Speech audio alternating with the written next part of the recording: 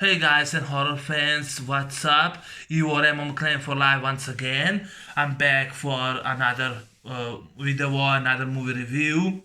And today I'm going to give my thoughts, and of course I'm going to talk about a masterpiece, and that's Wes Craven's New Nightmare, which is actually the seventh movie in the franchise. This movie is different. It has nothing to do with the sequels.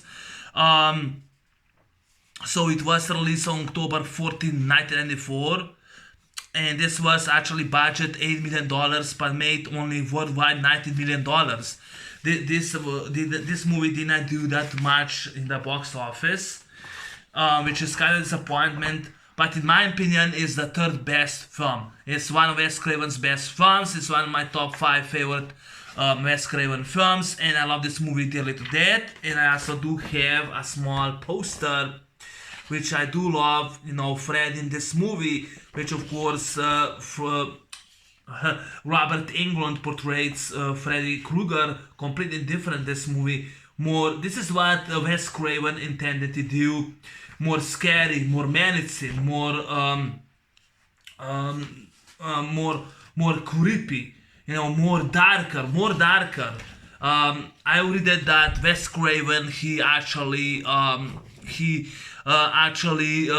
watched all the sequels, and he said that all the sequels that does not fit the tone that he created. They aren't, it's more a goofball. It's more, he didn't say a goofball, but he said the sequels are actually more, that has more comic relief to it, and he wanted to make more scary.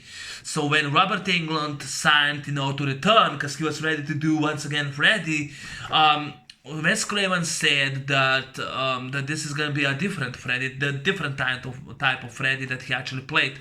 Robert Englund's favorite film of the Nightmare on Elm Street films that he did. This will be my third favorite Nightmare on Elm Street film, and yes, New Nightmare is a fantastic, excellent, I repeat, excellent horror film of all time. One of the best 90s horror films I have seen. And yeah, this is how it looks like. I'm just gonna put it right here. Hope you can see it there, but yeah, I'm just gonna put it more. Let's just say I'm just gonna put it that way, which I also do have the Blu-ray of the New Nightmare. And surprisingly, this is actually, this movie is actually the only one of the franchise that does not shows up the title of the film. So yeah, this is the New Nightmare that I'm actually going to review. And like I said, I have all of them, all 7. This is the final film of the original 7 films. So this is going to be Wes Craven's New Nightmare. I think this movie is criminally underrated, because there are actually fans out there that are not fans. They don't consider this one of the best Nightmare films. I don't know why, but there were critics about this film. There was also this girl that she actually said this is actually number 7 when she ranked the film. This guy Lee Dramdams, he's a popular channel on YouTube. He said that this will be also his number 7, which I don't think why, but he put the reboot or remake about this film. He put a reboot about this film. The poster for now. But yes, he put reboot over this film, and I don't know why he even put the reboot. I have no idea why he put a reboot over this film, but to each own. To me, it's gonna be my third favorite horror film. The best of the film is Heather Langenkamp. That's her and her son. She was the best. I think that she deserves an Oscar for her performance, but she did not go nothing. Yeah, she won some little trophy, but who cares? She deserves an Oscar because she was so great. One of her best performance. Heather Langenkamp's best performance, in my opinion, is this movie right there. In this movie, I love A Nightmare on Elm Street 3 Dream Warriors, but her best performance will be, like I said, this movie and this one. Those are her top two best films in my opinion. For one of the reasons, because she survives in this film. She's a badass. She was great character. She played herself. Mostly in New Nightmare, people are playing herself, and that's what makes interesting. And this is actually Wes Craven wanted to do, but this movie is supposed to be a Nightmare on Elm Street 3. He wanted that Freddy shows up in the real world and starts stalking producers and the filmmakers that they created him. And New Line Cinema denied his script. And when Rachel Taylor-Leigh and Michael DeLuca killed off Freddy, they actually killed off Freddy. They actually, that time was actually, a chance in which Wes Craven decided to finish, the film. So the idea was actually released and developed in 1992 before it was released 2 years later. Surprisingly, when I actually did all those reviews, I had no idea that some of you even care, and you gave me a like. I appreciate that. So yeah, one of you guys actually do care what I do with this channel and my thoughts on the reviews. There's tons of Nightmare on Elm Street reviews, but I decided to do, because to show everyone that I'm a huge Nightmare on Elm Street fan. That's the reason I have tons of posters of this film.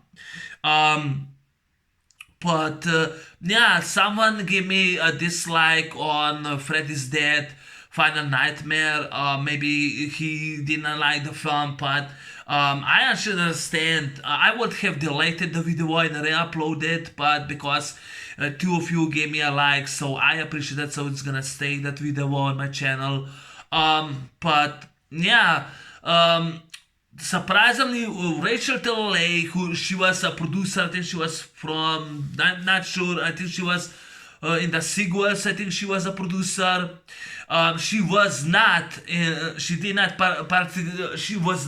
involved with this film. Maybe because she thought her movie was the best. I don't think her movie was the best. This is the best one. Also, I'm surprised she was actually replaced by Marianne Magdalena. I think she developed Pretty Little Liars, and she also was producer in Scream. This movie was inspiration for Scream. At least that's what I heard, that it was inspiration for Scream. I'm not really pretty sure, but maybe it was. And yeah, it was actually inspiration. Michael DeLuca also was not involved with this movie, so written was by Wes Craven and he directed. And this is actually his movie, and this one and this movie are actually his top two best films. In my opinion, top 5 best films. And Nightmare on Elm Street is my third favorite. Because I actually love a little more Nightmare on Elm Street 3 Dream Warriors. I kind of more appreciate the tone, like John Saxon is in it. I thought that Craig Wason as Dr. Neil Gordon was great, that he defeated Freddy. I love the hospital scenes, the medical facility. I love how they actually filmed. That's one of the reasons is Dream Warriors above, and I also love Dokken a lot. Sadly, this movie does not have any great soundtracks. The music score was done by I think it was Andrew J. Robinson. I think was J. Peter, not Andrew. J. Peter Robinson was done by music score. So I thought that this was I thought that Alan Silvestri did the music score for this film because it was so epic. Yes, I actually thought that J. Peter Robinson did an epic music score, in my opinion. And yeah, this is written and directed by Wes Craven.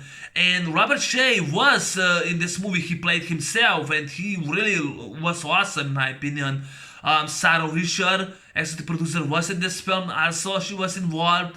And also, I think that sister of Robert Shea played one of the nurses, and I think was Jessica, daughter of Wes. She was also one of the nurses in the hospital.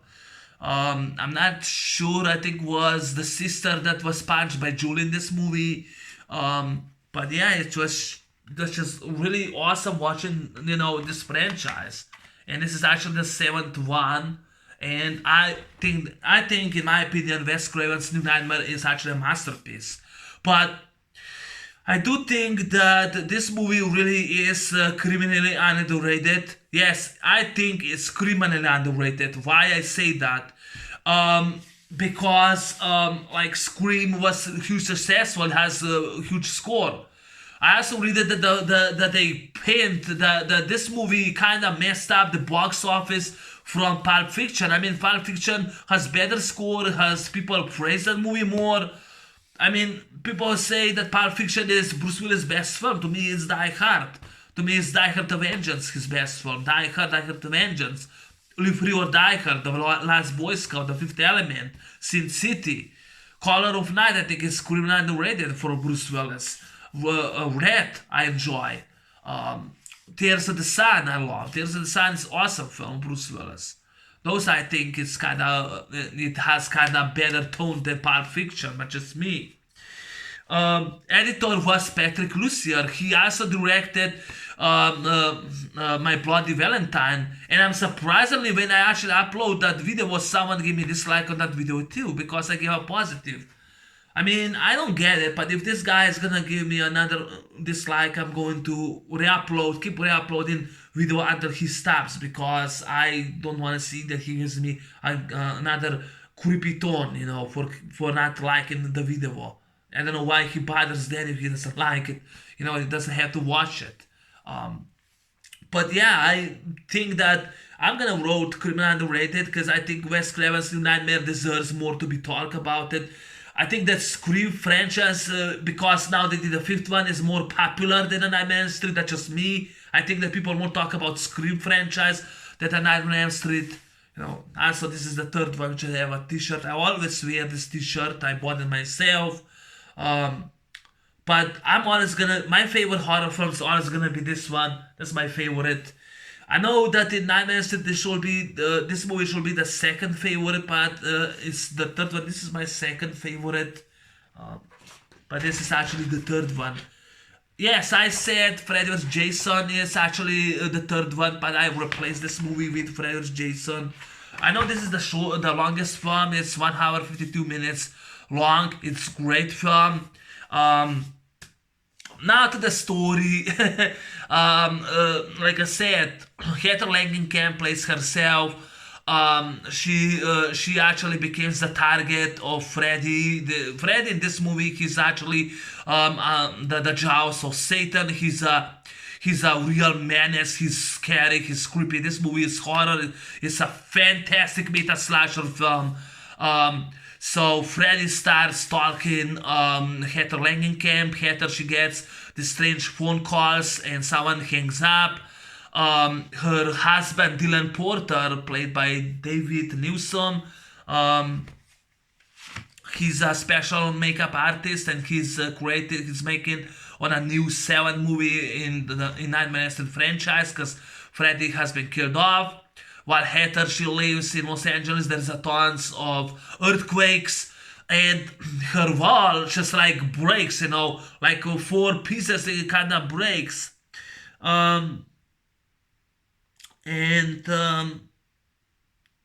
Yes, David Newsom, he played her husband, Dylan Porter.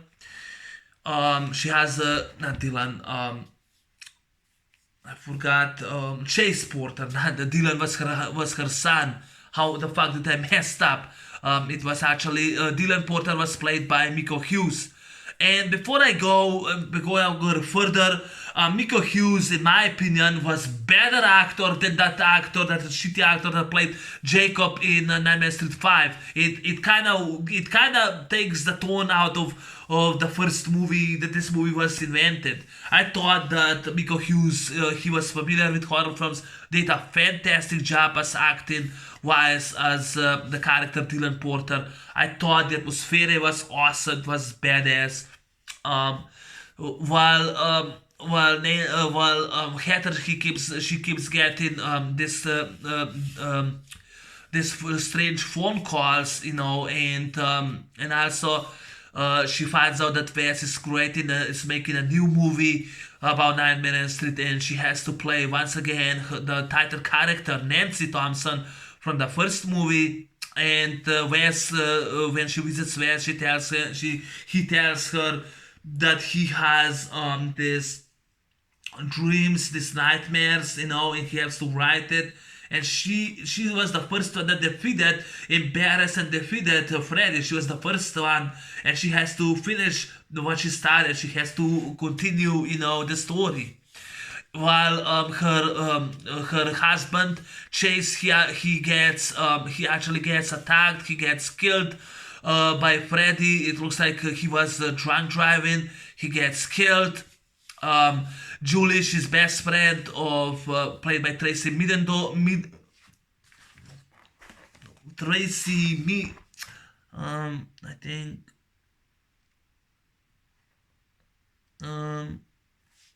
I think I wrote her character down.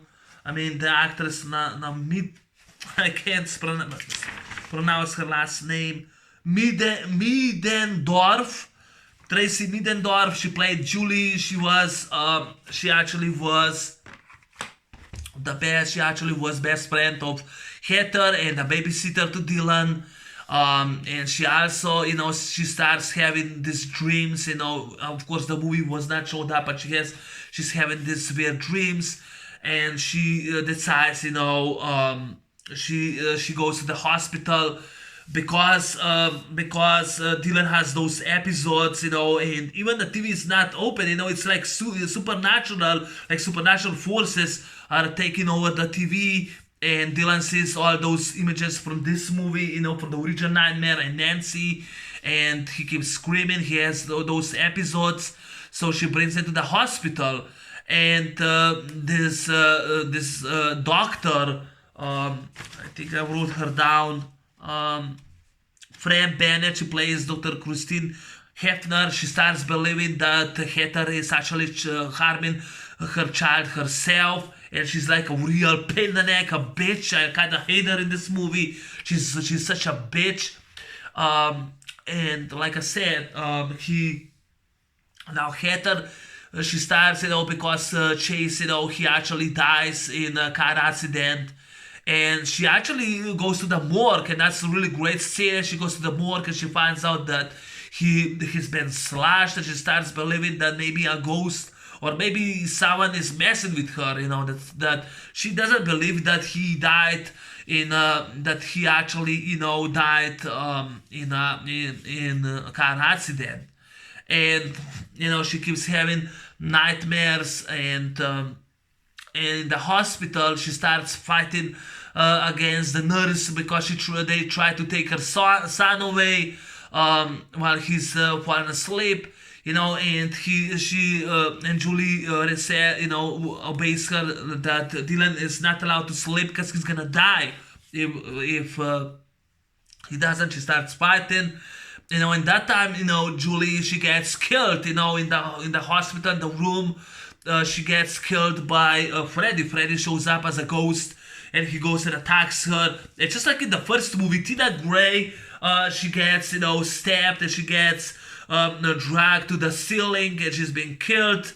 And that time, Dylan, he runs away on the freeway, and during the freeway, there's tons of cars, and of course, there's tons of cars, and Heather Langenkamp, she goes after him. She goes to the freeway, and she also gets hit by a car, or there's a truck that goes through her. But yeah, he escapes, while Fred is chasing her as a ghost, chasing Dylan. And when he goes home, and Nancy shows up, she finds John Saxon, and John turns himself into Sheriff Donna Thompson, and he tells her that she should treat Dylan different, better, nicely. And she goes in the house, and she finds sleeping pills. She grabs sleeping pills, while Freddy pulls her down into his furnace, his boiler room, with all the furnace and his word, which is actually magical, real hell tree word, and he's a real jaws of Satan. And she goes she goes down, in this room, in this boiler room, and this is when she starts fighting with Freddy, and she goes to this boiler room, and she finds out, that Dylan, he's been now the target from Freddy. Freddy tries to kill him. He tries, to slash us into pieces, and Dylan also runs away into this furnace. And Heather, she grabs, she now has to turn herself into Nancy, so she grabs a knife, and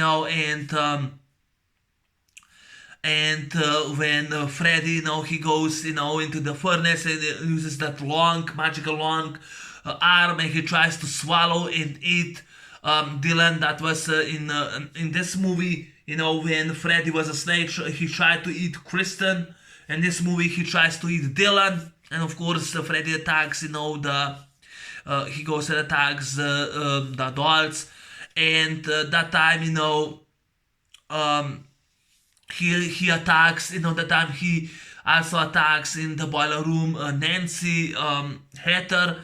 He tries to kill her by driving her with an nails, and she grabs the nails, she stabs her with a nail in the fucking eye, and she goes, and tells him, fuck you, and she punches him like a pure badass she is. She punches him, and he clocks her down, and that time she goes, that time he uses the tank, around her, tries to just like in the first movie when around Nick Corey, when that snake, with the shirt, with the sheet, he tries to strangle her, and Dylan, that time he knocks down that snake, gets out of the furnace, grabs his tank and stabs it with a knife, and that time they both, close the furnace. And it's this movie kinda is feels like Hansel and Gretel, in which Gretel, she goes and throws the witch in the furnace, in the oven, and Dylan and Heather, they both, they actually close the door, and Freddy explodes to pieces, and everything explodes, real practical effect, everything explodes, and they both jump out of the bed, and they saved. And that time they both get, the screenplay, and by Wes Craven. Wes says, thank you, Heather, for playing Nancy one last time. And then the movie, of course, ends. And to me, it's a real horror film. Freddy Moore looks different. He's more menacing, more scary. Like I said, I love this movie to death. He's more scary. He's badass. And he's more scary, than this is what Wes Craven intended to do. I love the Freeway Chase.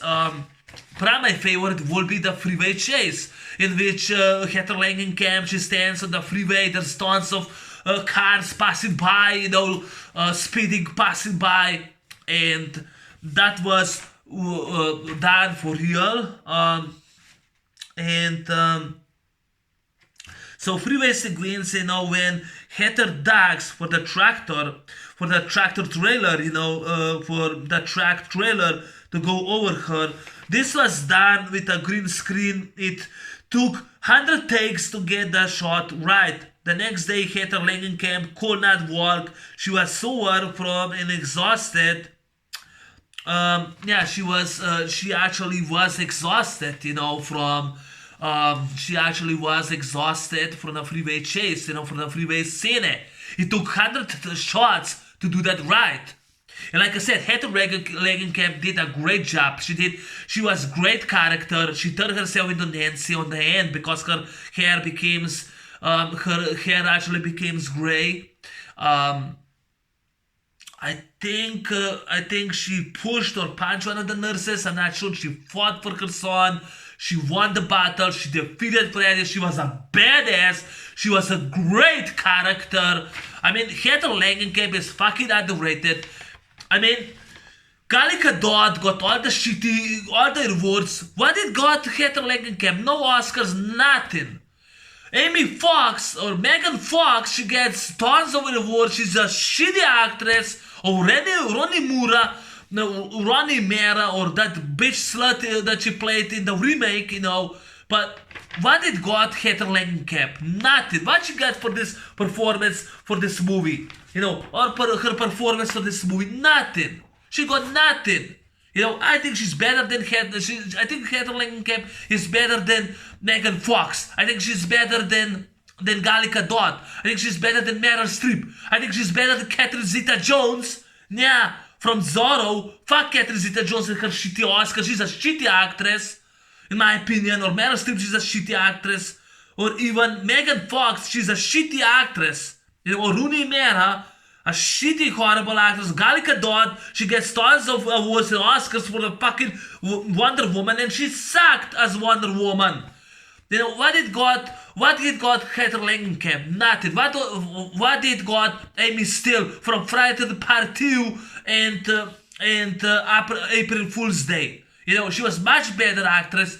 She was better than than Meryl Streep. She was better than Catherine Zeta-Jones, or she was even better than Megan Fox, or even Gallica Dodd, or Amber Mid-Thunder. What did Larpa Lincoln got for Friday 13 Part 7, The New Blood, and Freddy's Nightmares? Nothing. What did got Shawnee Smith from The Blob 1988? Nothing. She got jack shit. And I think these actresses are much better than that lady, Gallica Dodd from Wonder Woman. Oh, she was in Fast and Furious. She was so good that she was invisible to me. So yeah, Heather Langenkamp is fucking underrated. Now to the facts about the film. The film won International Fantasy Film from Fantasporto for Best Screenplay by Wes Craven. This movie deserves a lot more. Sadly, it was a flop in box office. Didn't do that much money. There are also some critics to this film, but I'll get into it soon. This movie is meta slasher film, a standalone film. It's not part of the same continuity as previous films. Wes Craven originally intended to be much more menacing, to be Freddy more menacing, less comical, with update attire and appearance. Now, stalking of Heather Langenkamp in this movie was based on a real life of Heather Langenkamp.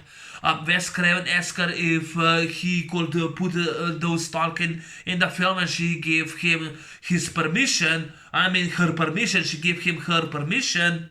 So the stalking of Heather Langenkamp was for real.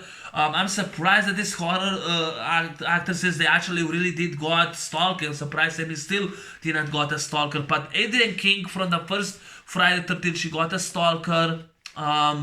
I think that also Kimberly Beck from Friday 13th Part 4, the final chapter, she also got a stalker.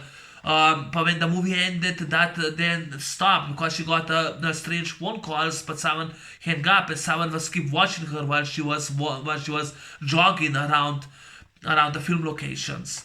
But yeah, there was an obsessed fan that was stalking Heather Langenkamp. He was keep calling her just like in the movie, and yeah, he actually was upset that the franchise was cancelled, the series is cancelled, and the franchise ended. And how it ended, he was upset. So Heather Langenkamp, she moved to England that time when this movie was developed back in 1992. So she came back to play herself, and she played convincingly, and to me felt realistic. So yeah. Now, David Newsom, he played Chase Porter, special effect artist. He actually was kinda upset because he was shaved and he was dressed nice. He said that all the special effects artists, they actually had beards and they were dressed differently than he was. He did not believe that his character, but I thought him as a Chase Porter, he did a fantastic job. There was a scene with a glow. The glow goes up to the seat, and touches his pants, and then the glow, mechanical glow goes and stabs him. This is such a different glow. In the open scene, we also see Rob LeBeau. I think that was a Canadian actor. He was Rob LeBell. Rob LeBell, he was in tons of the movies. He was also in First Wave TV show about science fiction TV show Aliens. He was also there. So yeah, he was in this movie. One of the special effects has been attacked by mechanical claw, and he and his comrade, his friend, they both get killed. Later they really killed. The first it was a nightmare dream that Heather Langenkamp was dreaming. Then he was stabbed. They both were stabbed. There was actually body counts for those two special effects, Terry, another one, and Chase, and of course Julie. And my favorite scene in the film will be the killing of Julie. I thought Tracy Middendorf, she did a fantastic job playing as Julie, the babysitter. She looked like Jenny Garth from Beverly Hills 90222. She looked like from Beverly Hills. She looked like Kelly Taylor with that blonde, beautiful hair. Man, she was beautiful, Tracy Middendorf.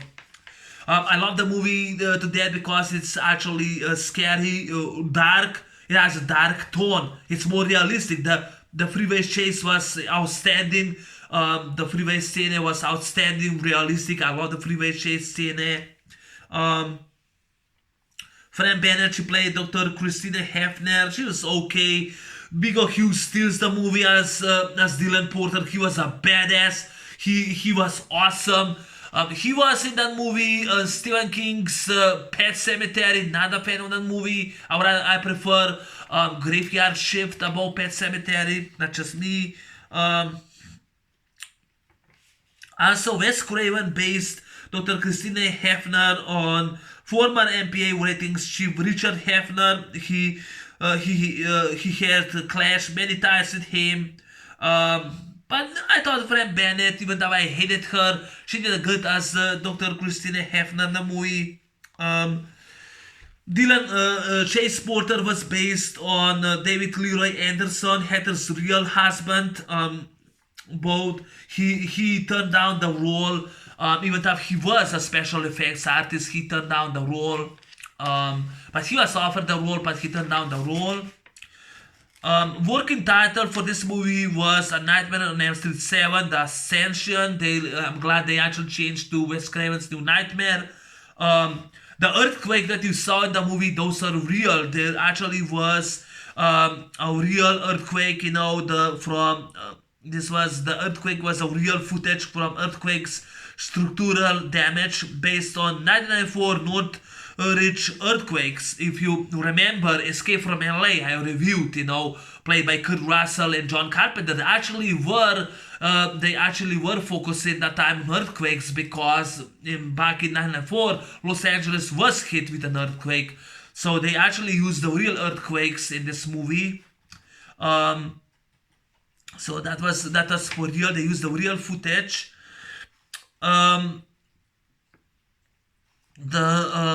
So the film was celebration of the 10th anniversary of the original film's release. It was 10 years after the original's release. This movie and Tommy Boy were dedicated to the production designer Greg von Sitza, who died after release of New Nightmare. So yes, it was dedicated to the designer Greg von Sitza. He passed away. And of course Tommy Boy, both of them were dedicated to him. Now the film critics, Roger Ebert, I'm surprised he gave this movie 3 out of 4. He stated that this is actually his favorite Nightmare on Elm Street film. He liked it. He hated it. Predator 2, he hated it. Broken Arrow, he put thumbs down, and then James Siskel changed his mind and broke the Broken Arrow to thumbs down. But I'm surprised that Roger Ebert gave it 3 out of 4. He said that he loved the film. But I'm surprised that that Owen Gleiberman and Gene Siskel, both of them pinned down this movie. They both of them put down this movie, and yeah, they both of them, gave a negative review and they put it down. And I remember Owen Gleiberman, he actually keep bitching about how this movie is not a Nightmare Street, how it's different and blah blah blah. I don't remember his article because it sucked. His article sucked. And the guys that hate this film, they also suck. Because this movie, in my opinion, is underrated. Is the best one. Okay, it's not number one in my opinion. It's not better than the original. I don't think it's better than this movie, But I still think it is one of the best. Because this movie, even though we didn't do that much in the money that they actually New Line Cinema expected, this movie still is considered by fans as one of the best in the series, the best in the industry, and I like it because it's more serious. I love that it's more dark tone. But yeah.